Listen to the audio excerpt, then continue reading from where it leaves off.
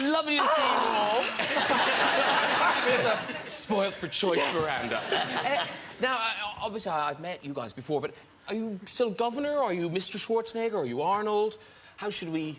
Well, it's your show, so you can call me anything you want. No. You're my guest. You're my guest. Arnie? You can call me Arnold. I like Arnie. You can call me Schwartzy. Schwartzy? You can call me Governator. You call it. I'll call you Arnie then. Okay. Call you Arnie. Why not? Why not? And now I hear you're a bit. Is it a cold you've got? Yeah. By the time this show is over, you will have more coughs than in any of your shows. I can guarantee you. And I don't want to destroy a show or ruin it. Or if you tell a joke, or if you tell a joke, okay? I don't want to ruin your jokes. Or anything like that. We might go home with an Arnold Schwarzenegger cough. Yes. Yeah. Oh, lovely. I will have caught something off Arnie.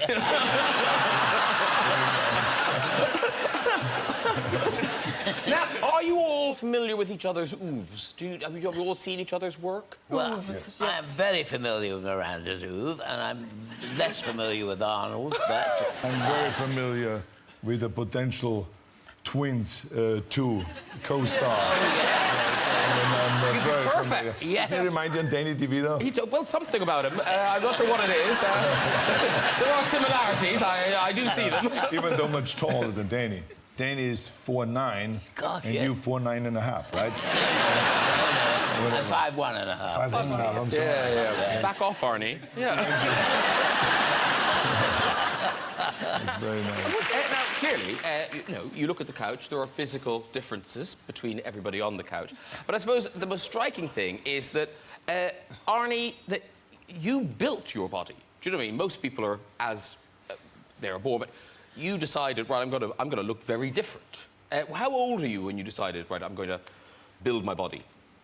I was 15 years old, and I saw a cover, a magazine called Muscle and Fitness, and on the cover was Reg Park, a British bodybuilding champion who won the Mr. Universe competition 3 times, and I got really inspired by his story, that how he trained 5-6 hours a day, became Mr. Universe, and then got to be the Hercules, the star of Hercules movies. And so I wanted to have exactly the same career. So I started training 5-6 hours a day and became a fanatic about it. And apparently at some point, your mother, when you were a teenager, you had all these posters on your wall and everything, that your mother got a bit worried about you. Well, that's true.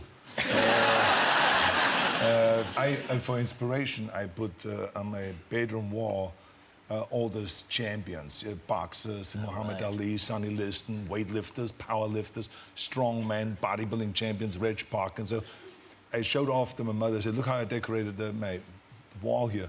And she looked at that and she started crying. I mean, she was very concerned about that. Yes. That I love oiled up men. And so there was a tremendous concern there. And Arnie's books on bodybuilding, they're still the go-to books, aren't they?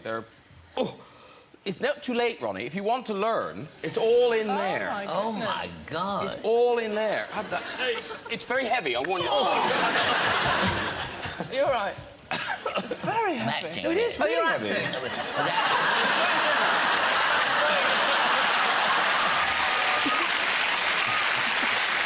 And there's this one. This is Arnold's Bodybuilding for Men. Now, I've been to the gym a bit, and I just wondered if you would explain what muscle is he exercising in this pose? He's exercising the obliques, the side muscles. Question answered. Thank you very much. What did you think? I didn't know. That's what I was asking.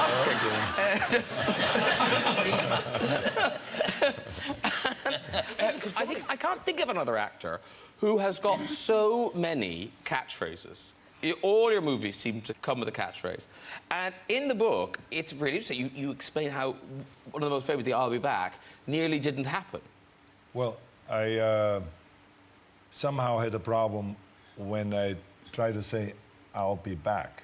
Right. The I'll sounded weird to me. So I said to the director, I said, I think that I would say, I will be back.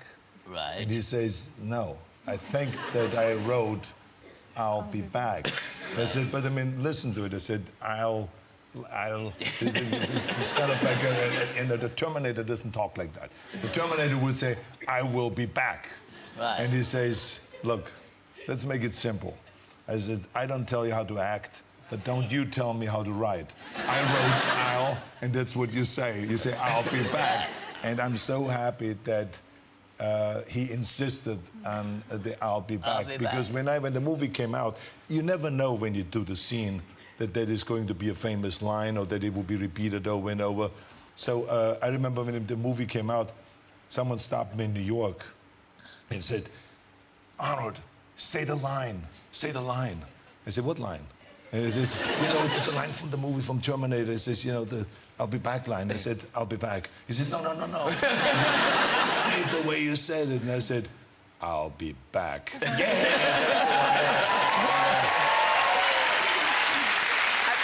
it's one of those things, you know. And is it endless? Do people constantly come up and ask you to say? You know, people come up and say the line, I lied. Say the line, fuck you, asshole. Say the line, so you continuously say it. And, you know, now I have a lot of those lines that are now some of the most quoted lines, you know. It's terrific, it's an honor, but you never know ahead of time. So you can't force it? Like in the movies you're doing now, do you kind of look, oh, I think this will be the one? You think, and sometimes you're wrong. No one repeats it. And then other times there's a line in there that you never even thought about. I remember there was, in Predator, I think it was, I ran by a guy, we were on an attack on a village occupied by a bunch of communist soldiers, and they were trying to kill us and we were trying to kill them. And I ran by one, and all of a sudden I heard, you know, about to kill me. He was reloading the gun, and I just heard the click, and I pulled out my knife and stick him in the chest, pin him to the pole. The knife went right through him, and I said to him, stick around. You know? And then I ran off. I made up that line right then and there. It was not even written in the script. You know? So sure enough, that was like everyone asked me after that movie, say the line, you know, stick around. Stick So around. this is how the things happen. Listen, Arnie, obviously you've had this extraordinary career, so what would be more natural than there is a museum of you? Now, where is the Arnold Schwarzenegger Museum? It's the house I grew up in Thal, T-H-A-L, Thal, which is a little bit outside of Graz, the second largest city in Austria. And they turned this house into a museum, which is wonderful. You know, that all the original weight equipment that was built for me and welded for me, and things that we got in some scrap metal and made our own dumbbells and barbells and cable machines and so on. I think we've got a picture. We've got a picture of the outside. Now, you say family home, it looks like Downton Abbey. I mean, it's It's like the Sound of Music house. actually does look a bit like that. exactly. It looks a little bit like that, yeah. So that's the outside. Then inside... So we lived upstairs and downstairs. So this is actually the bedroom. Is that your With real my bedroom? Bed, exactly. This is the real bedroom. And with the photographs, not exactly the photographs we had there, but the idea was that the photographs above the bed. Like, that is crazy to think, like, when you were a teenager lying in that bed, to think, Right. one day, this will be part of a museum. A museum to me. Well, obviously, having you here tonight is an historic event, you know, worthy of inclusion in the museum. So the actual curator of the museum in Thal, yes. Thal, is here, Herr Urdel. Herr Urdel. Guten Abend. So, do you know each other? Yes, of course. Servus, wie geht's? Servus. You guys!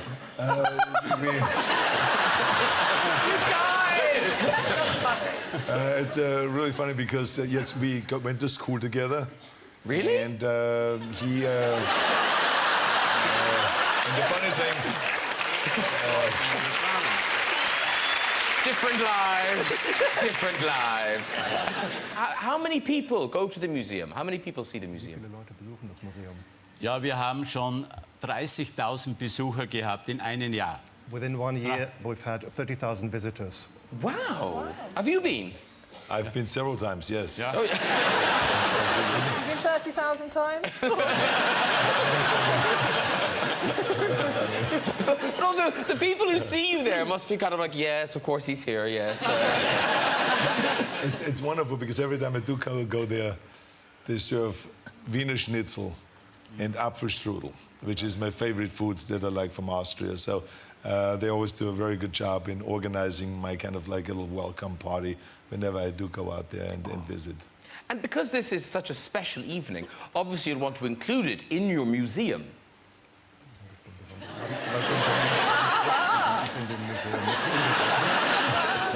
Yes. Ja, Is in there... diesem Museum sind den Arnold seine ganzen Karrieren untergebracht. Von Kindheit und Jugend, Bodybuilding, Filmschauspieler und Gouverneur. Thank you very much. Da ist alles drin. And is there any little thing we could give Herr Urdel that he could put into the museum? Ronnie.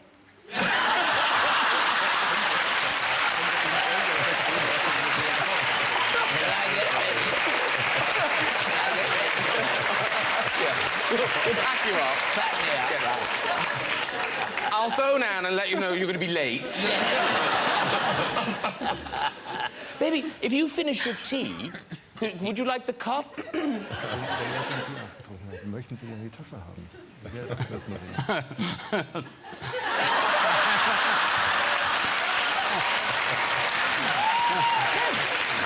Thank you, Herr Urdel. Very good. Well done.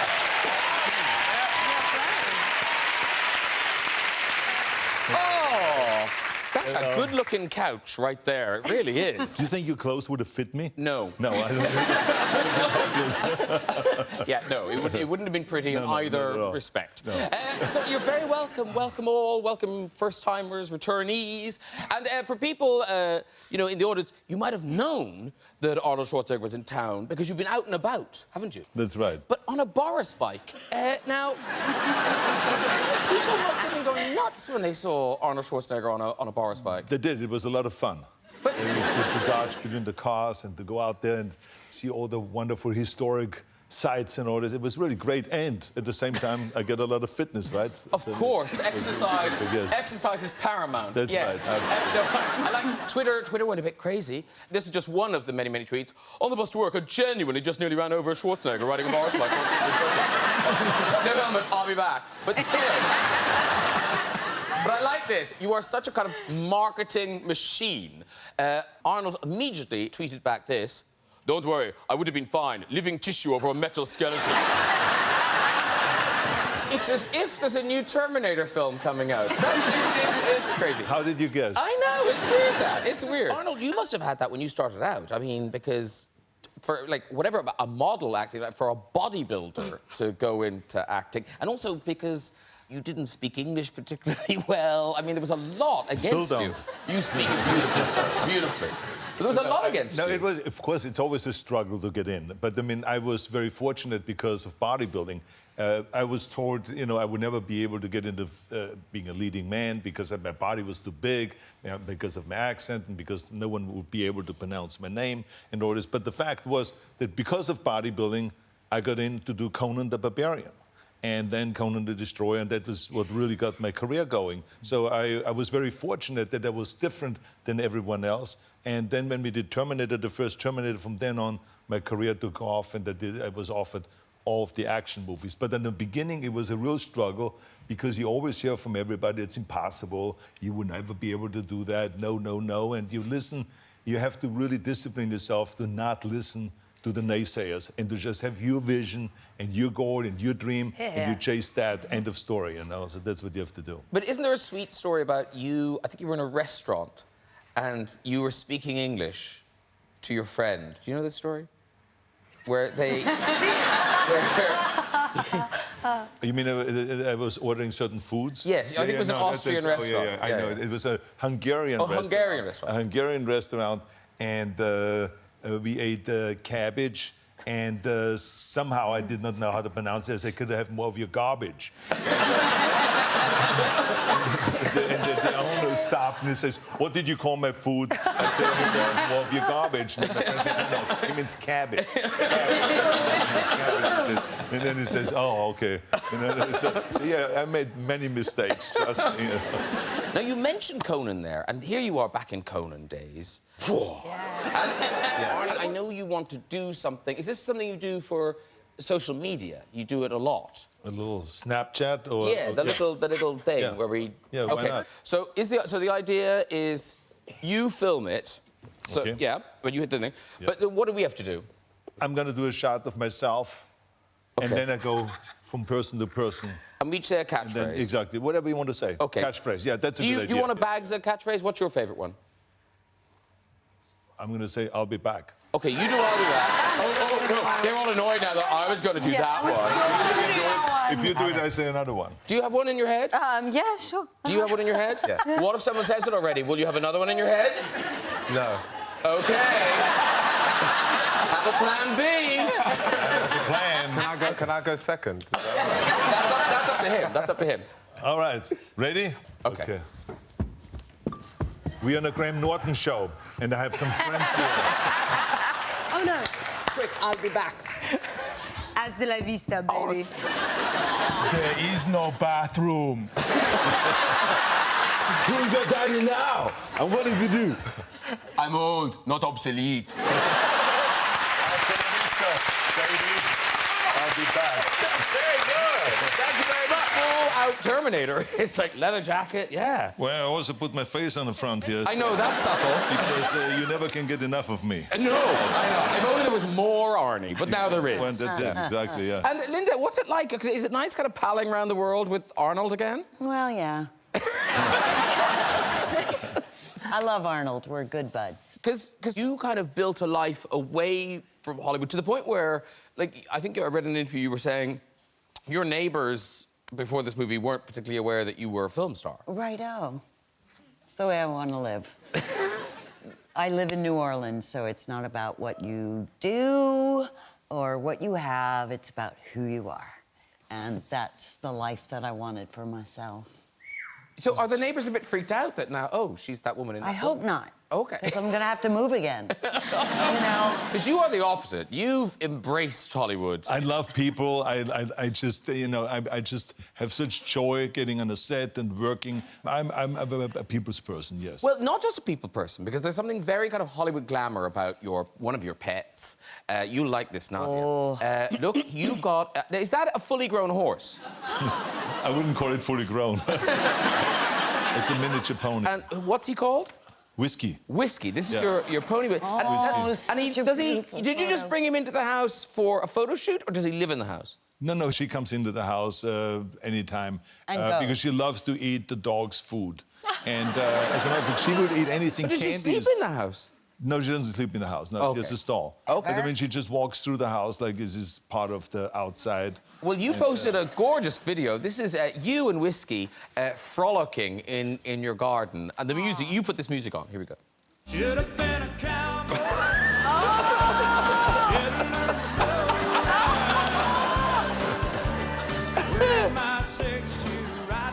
Oh, adorable. We love Whiskey. Tell you. And now you're back together again, and Arnie, you posted some throwback pictures of you, comparing you then and there. There you are, and here you are. Aww. Oh, adorable. Because that first movie, we kind of forget that before Terminator, you were just seen as kind of the body. You were that guy. So Terminator was kind of the start of your career as this huge action star. Yeah, because before then I did Conan the Barbarian.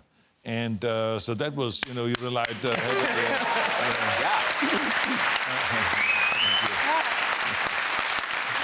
Well, I've watched it many But times. so the fear that I had was, am I going to be stuck in those type of movies, Hercules movies and muscle movies, or can I cross over and become an action star? And Terminator that's why I feel really kind of very passionate about the project and about the franchise, because it really helped me kind of break out of that.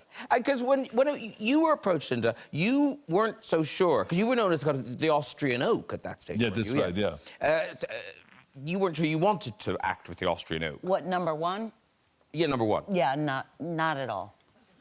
Only because I was a snotty New York actress, you know. You move from New York, you're training with, you know, Lee Strasberg, and, you know, you can't go to L.A., it'll ruin you. You can't do L.A. movies, they suck. I mean, New York New York is tough. So here's Arnold starring in this film, and my people were very excited, and I was like, I don't know. I'm gonna see for myself. But I actually went to set to see him. You never told me that story. I know, but I told everybody else. So you were hesitating working with me? I was. Oh, you believe that? But no, but history is a great thing. History is a lovely thing. But it's quite a complicated thing because you were married to James Cameron. So when the three of you got back together again, was it the same as then, or was it more difficult? Was it less difficult? What was it like? Like that. Yeah, I mean, I don't know how it can be more difficult than in the first movie. It was already very difficult then. Yeah. But the first movie, let's not forget, was a small movie. Was a small budget movie. It was kind of an independent movie with $6.5 million. We had to go out and do certain shots in Hollywood without the permits. We didn't even have permits. I remember one time I got out of the car and he says, go across this street here on Sunset and go over to this car and punch the window in the front. I need that shot. And we didn't even own that car. This was like a random car. So I walked across the street, you know, kind of like Terminator-esque, like, and then boom, boom, boom. And then I looked around, boom, punched through the window, you know, and reached inside. And then the cops came. Exactly. That's the way we shot the first movie. It was like $6.5 million. And so the second one was then over $100 million. Yeah. So it really kind of elevated. But you know what is the funny thing about the Terminator is because before, when I wanted to become a leading man in Hollywood, I said always, you know, I want to become a leading man. And they said, like, forget about it, Arnold. I mean, we like you. Why don't you open up a health food store or something like that? But you can never become a leading man because you have an accent. And then someone else would say, you have too big of a body. It would never work.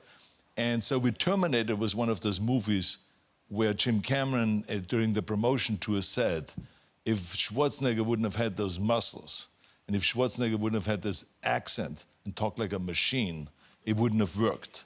So I said to myself, yes, finally I made this liability an asset, you know.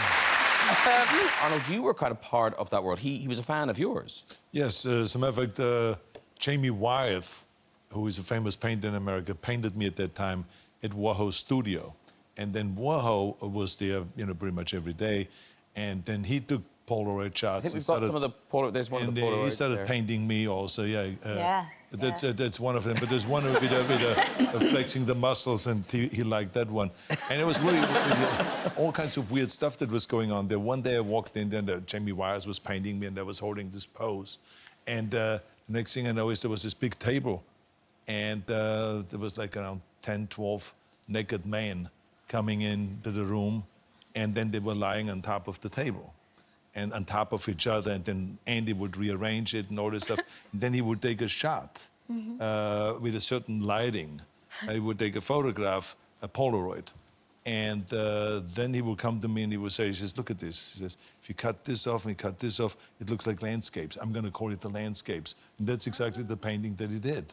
He just of the asses, kind of like of the man's asses, which is, you know, when really close, you couldn't really tell really what it was, you know, and he didn't paint it that. So he was very creative. He was a genius in the way he went about his art. And at that time, it was not as much appreciated, but I think that when he passed away, people realized of what kind of a great artist he was. And now, of course, his art is selling for $60, $80 million at auctions and $100 million. So you're okay. Yeah. Drinks on Debbie. Linda, you had that really specific thing growing up. You were a twin. I was. And now, we've had male twins on the show talking about how they'd kind of mess around with girlfriends and da-da-da-da. And I'm delighted to know that female twins do the same thing to boys. Yep. Yes, we played games and kept it interesting as much as possible. You know, had boyfriends that could only tell us apart by our jewelry, so we'd slip into the bathroom. My mind wanders. And we would slip into the bathroom, trade jewelry, come out and visit with our other boyfriend. Each Because other's Arnie, boyfriends. did you meet Leslie? Did you get confused with Leslie? Just once. I did never know. As a matter of fact, her sister Leslie. was on a set. Our set. Our set, okay. Yeah. And we did a scene together because there was a scene where she actually lifted out a cylinder out of my head, and which was kind of the energizer. And it was a scene that was supposed to be in a mirror. And so the sister played the other woman, and they looked absolutely identical. It was like so real that it was actually like it looked like a mirror image. Yeah. And they had to kind of coordinate how they make the moves and all that stuff, so it looks like a mirror image. It was like really amazing of having a sister that looks exactly like you. Right. Yeah. But Arnold didn't know she was on board until, you know, we were in the trailer and he was just kind of up behind her, kind of close, and then he looked over and saw me. That's my sister! You don't know that I one. was not so lucky because my twin brother, Danny DeVito,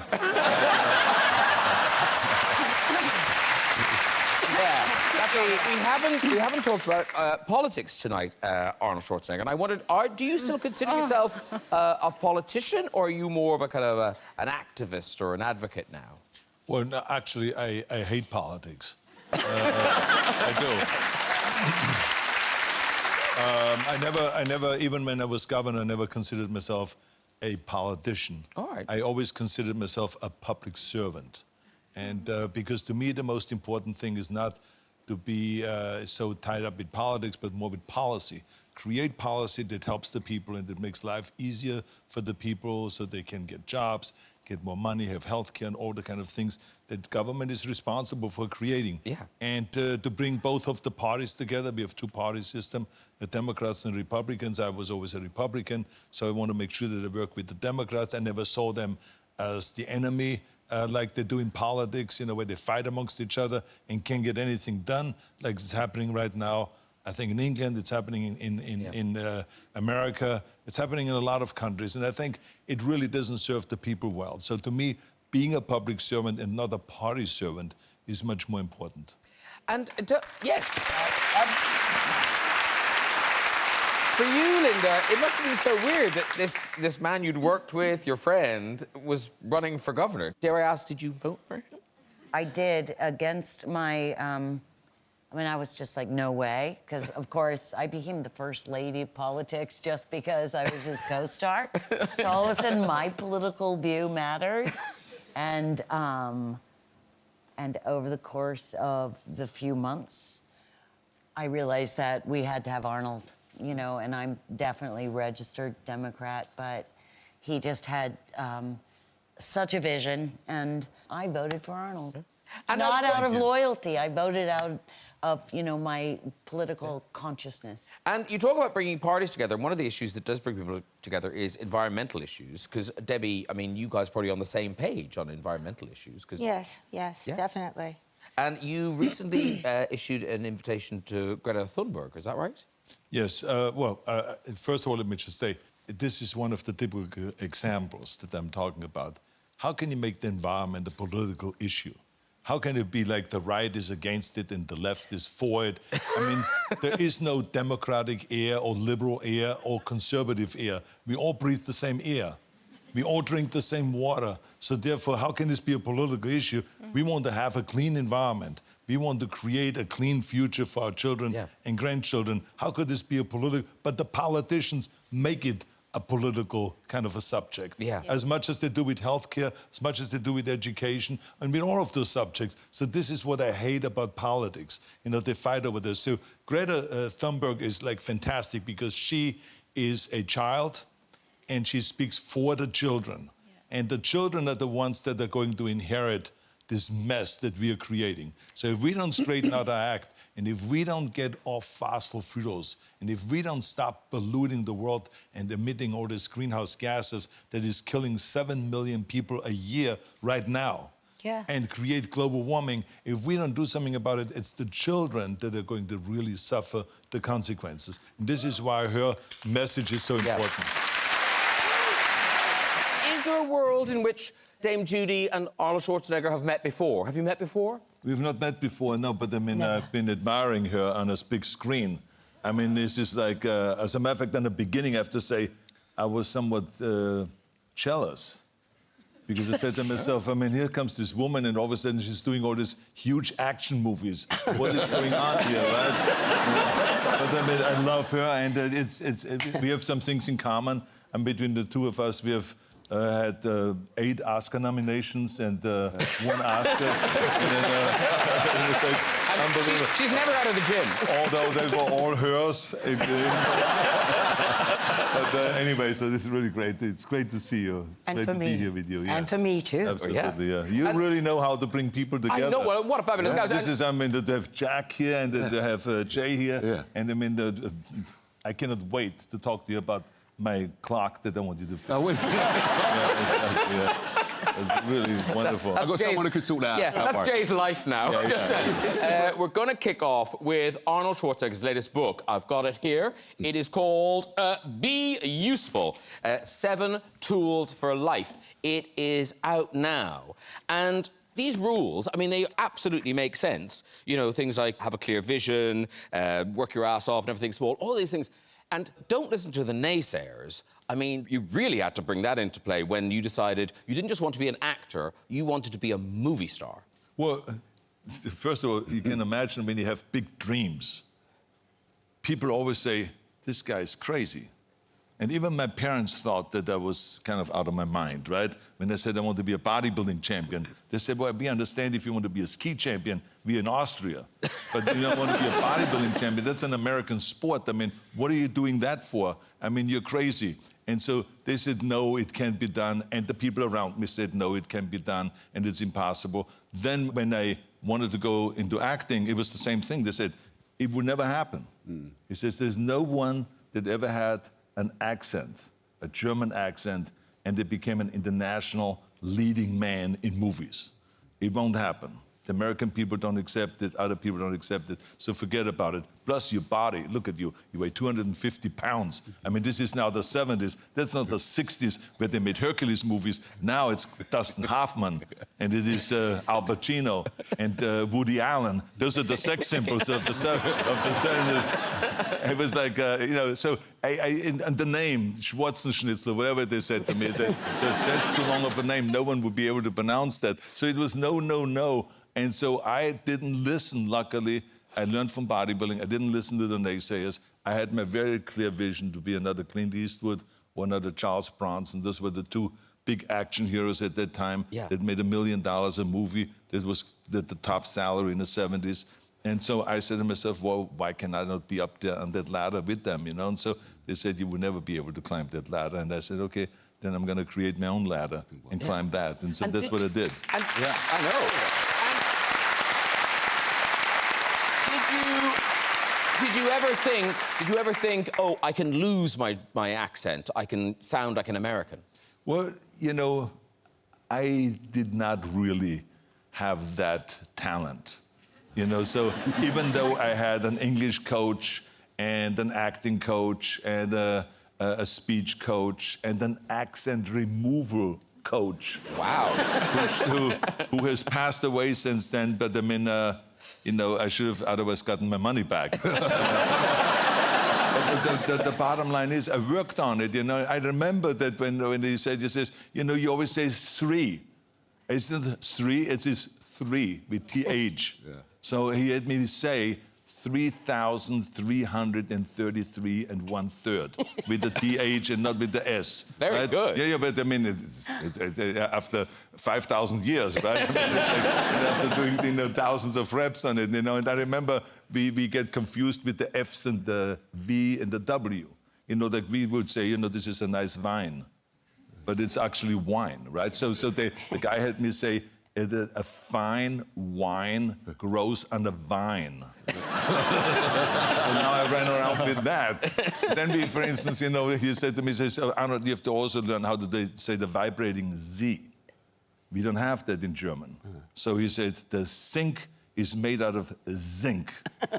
So I was saying that. So things like that. I was saying things over and over Useful again. phrases. You know, Yeah, it was very helpful, but it didn't get rid of my accent. Right? But the funny thing is, all of the stuff that they said, the Hollywood producers and the directors and all these geniuses, they were saying that this is an obstacle for me to become a leading man, became an asset. Because when I did Conan the Barbarian, John Milius, the director, said to the press, if we wouldn't have had Schwarzenegger, we would have had to build one. Because I was the only one that had the muscles to play that character the way Frank Frazetta painted it, and the way Robert E. Howard has written about it. So the bottom line was, here was a big plus all of a sudden in my body. And then when I did Terminator, Jim Cameron said what made Terminator work and why it became successful was because Schwarzenegger talks like a machine. So I don't know if there's so Talk about Schnelly the pig. Schnelly. Schnelly. Yeah, and the word schnell means fast. Yeah. And so the reason why we gave him that name was because we didn't realize that a pig can run that fast. Yeah. He was faster than the dogs. I've never seen anything like this. Like when I called him, I said, Schnelly, it was like he runs from way out there in the field on our property. He runs in within seconds, he's there. Wow. I mean, because when I call him, and in the beginning I didn't even know what to call him, I just called him Pig, you know. Schweindel. You know, Schweindel come over. But as soon as you call him, he thinks he gets food. So this is why they are so fast, because they're really into food. You know, they're into eating all the time. I mean, this is what they do. So we said, we should call him Schnelly. I said, because he's so fast. You know, so that's how I got the name. So he's a really great entertainment. I think we've got a picture of Schnelly. Have you got a picture of Schnelly? Oh. Yeah. Is Schnelly playing chess? Well, I was trying to... There was a move that I didn't quite know how to make. So I said to myself, you know, maybe Schnelly knows a little bit more. And he will shake his head, you know, if you ask him a question. I love that you've got special steps for Schnelly to get up on the sofa. Well, but the funny thing is, I got the steps because I always saw him being hesitant getting up there. And then when I put the steps there, he walked by the steps and then he jumped up. Because he got the message that I want him to be on the couch. But I mean, you know, he jumps well. And he grunts all the time. Yeah. You know, they are very communicative. They communicate all the time with like, they're just running around like crazy. And Arnie, no one can argue with these 7 rules because they have led to your enormous success, you know, as a bodybuilder, as a movie star, as a politician. And obviously, that was another big success in your life. But I wondered, how do you use the 7 tools when you come up against a kind of a brick wall? Like, you cannot become the president of the United States because of the way the rules are written. Do these... The Constitution. The Constitution, the rules. Exactly. The Constitution. That rule. Those many, many rules. Exactly, yeah. How do these help you cope with that frustration? Well, I'm not frustrated about that because I feel, as you know, I've been on this show now 3 times. Is this the 3rd time or the 4th time? 4th time, I think. 4th time, yeah. So I thought this was a record. And of course he told me, he says, no, you have been on this show now 20 times or something. Jack's hosted it. Exactly. You have been on many, many times. Yeah, but for you, it's the first time. First time. First time. Okay, so I still have. I'm a little bit. You got an ahead edge of on me. you. You got an edge. Yeah. Thank God. But I mean, but in any case, so competitive. No, but we talked about that I'm a positive person, and to me, everything that I've accomplished is because of America. And so I am not going to go and worry about the one job I can't do, which is to run for president. So I'm not going to complain about that, and I'm absolutely perfectly fine with that. And they know, the politicians, that I am a public servant, that I don't care who wins, if it's a Democrat or a Republican winning, I will be there to help in any case. So I will always be there because to me, my goal now is to make life better for people, to make the world a better place, a safer place, and to fight environmental issues, fight healthcare issues, and education issues and all that stuff. So I'm always ready to work and to do things for America. So I don't need to be president. I'm perfectly fine with that. Okay, very good. You did do a little bit of Shakespeare in a film. Yes, it was in Last Action Hero. Yes. Yeah, exactly. Oh, yeah. classic. Yes, you gave a bit of Hamlet, I believe. That's right, exactly. Do you remember what you did? I think it was to be or not to be. Yeah. And then I added the line, not to be, and we blew up the castle in the back.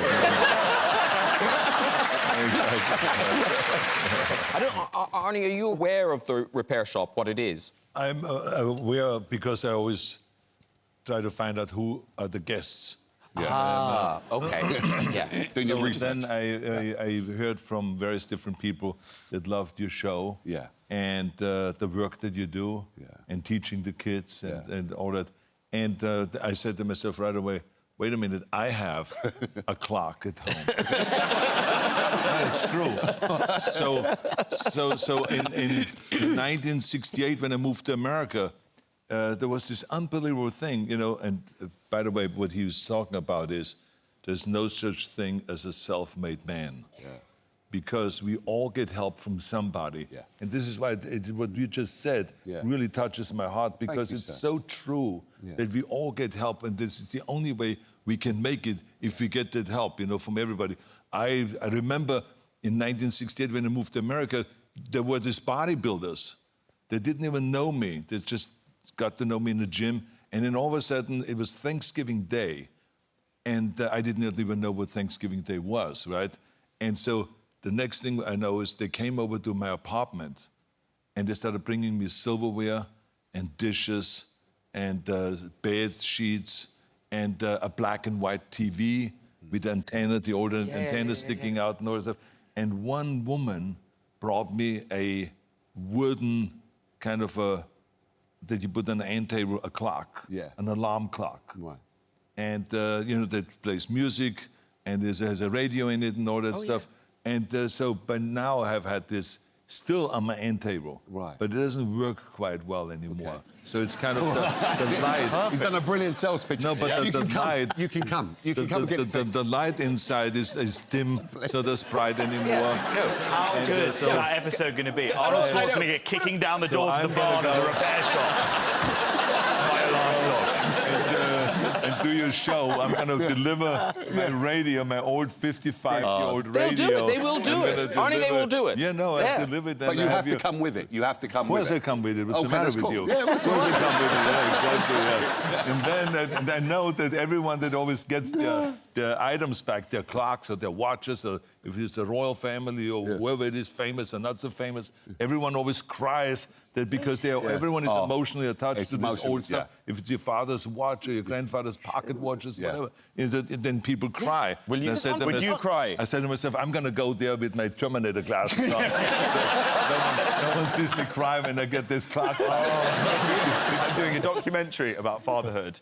And yes. And who's that for? That's for Netflix. So I'm doing 4 episodes for Netflix, and it's a sort of documentary where I discover, you know, everything there is to know about parenting and being a father. What is the main thing that you've learned since you have a child now? Oh, no, I'm at the beginning of this journey. Can I throw it back to you? What advice would you give me? Put that cookie down.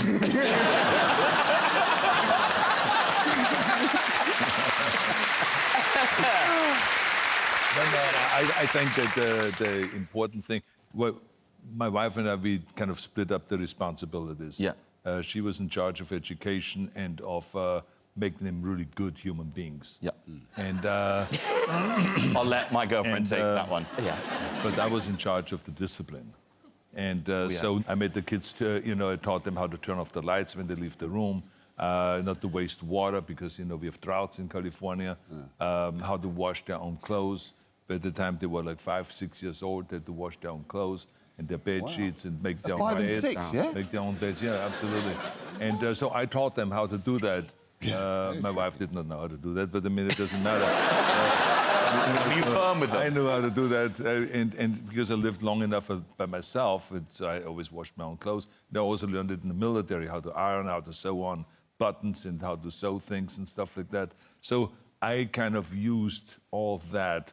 And when we went skiing, you know, my kids started crying after one run, and they said, "Can we get hot chocolate? You know, we are cold." And I said, there will be no hot chocolate. Yes. I said, we're going to do 4 runs, Yeah. and then after 4 runs, there will be hot chocolate. So we were out there for an hour and a half. We were skiing, and then we were getting the hot chocolate, and they were crying. It was. They were